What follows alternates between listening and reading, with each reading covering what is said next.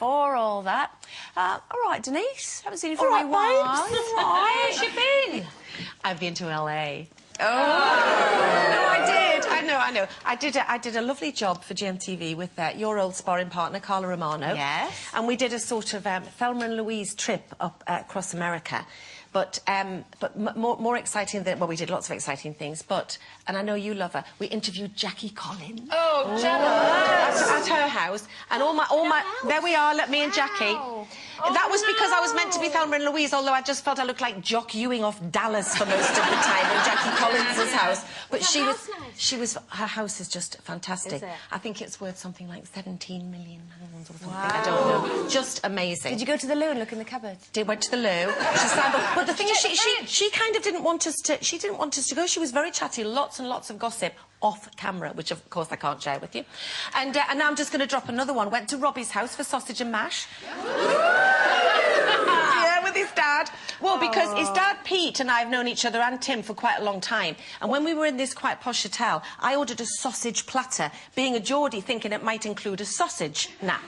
There was 3 slices of chorizo sausage with tomato. No. It was just rubbish, Beverly Hills.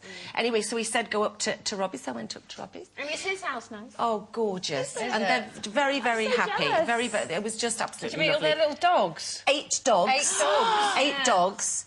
There was a little bit of an Osborne moment with a bit of a white carpet. Who did the driving then out of you two? Or did you have someone to drive? No, Carla did the driving. Well, you can imagine me doing the driving. That's terrified. There was absolutely no chance. But the other little highlight, just before... Keep it smooth, it's ringing in my ear. But the other highlight was, because of my children's obsession with Michael Jackson, Louis had a Michael Jackson party for his 9th birthday, which Colleen came to with Kira, and Matthew's grown up loving Michael Jackson. We went to Neverland, which really is now no more than just a gate. I mean, they've even taken the Neverland off. There it is, at the gate. Me burst into tears.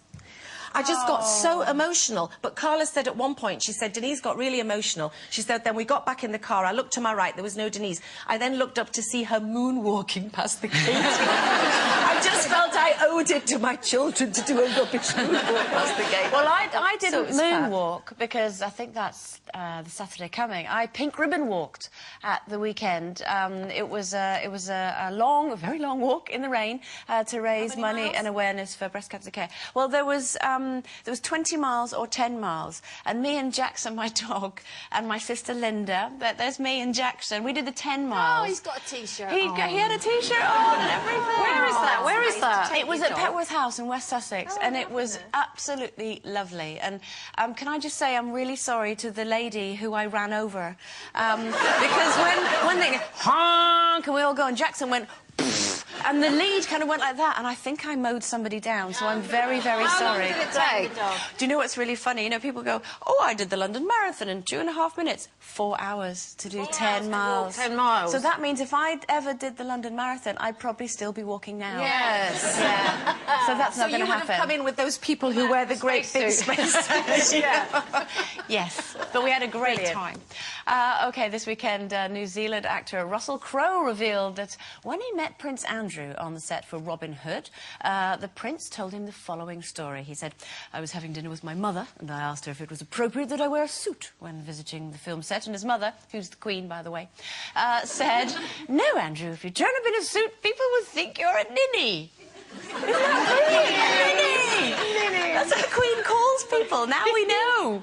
But that kind of got us thinking, if it can happen to royalty, you know, where you turn up in the wrong trousers. Have we ever had a moment where you've turned up dressed like a ninny? Yeah, about 10 minutes ago.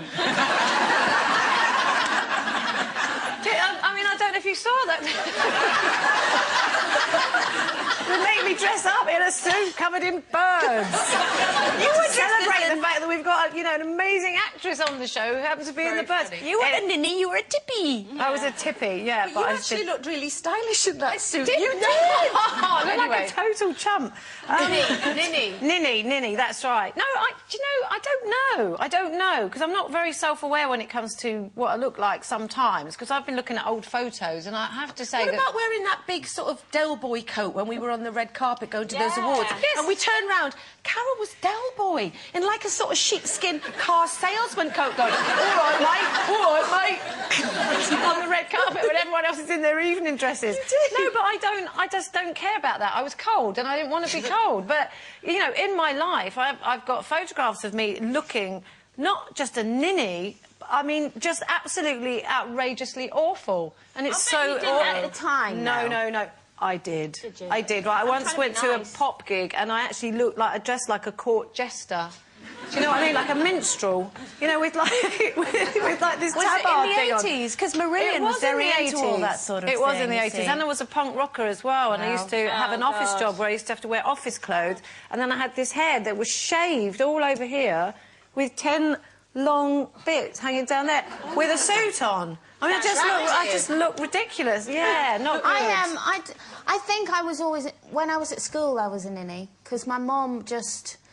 I was just always about a year and a half behind what I should have been. So when I was at school, the skirts went below your knee. But mine was just covering my knicker line. Why? They didn't fit your clothes because they were hand-me-downs. They were hand-me-downs, or they had to last me for the whole of my school life, so it just got shorter and shorter. Yeah. So See, now you'd be really cool. Yeah. Now I'd be cool, because it is, but, you know. But now my mother would have me in an ankle one. If you look at and I've done it with Kira. I made Kira complete ninny because I didn't read the letter home. And I brought her to school in her uniform. She looked very smart with her tie and that, but it was own clothes day. Oh, I've done that. So, anyway, I shoved her in the school office and ran home and got her proper clothes and brought them back. But I felt she looked at me like, how could you? Well, talking of children, it's more because of what I did with Matthew, which he still quotes. As years and years and years ago, Tim was working in Australia, and we went out there, and Matthew was about 2. And he got invited to this little party, and they had to dress as a hippo. So I made this whole, I was really proud of myself, made this whole thing with this nose, with this grey nose that went out here, and these hand things like these, and these sort of horns like this, a hippo. We walked in, and it was a hippie party. And all the other kids had bands round their thing and pieces of gum, and he went, why am I dressed as a hippo?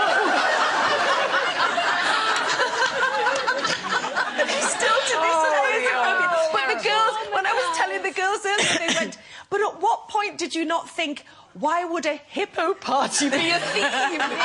Didn't question it. Didn't question it. No, I would. I know I'm notorious for that, for not reading things properly or what have you. Poor Steve, I made him turn up in black tie to a really casual event. Everyone thought he was a waiter.